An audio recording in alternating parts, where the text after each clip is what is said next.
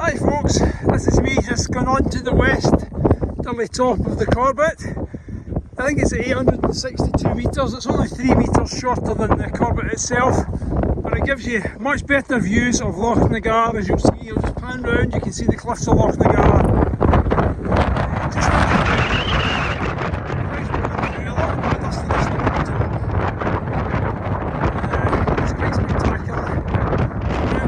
This thing in front here that you're seeing here, that's when I've just come from. And then I'm going to head into the wind at this direction, over that top, and then down into the valley.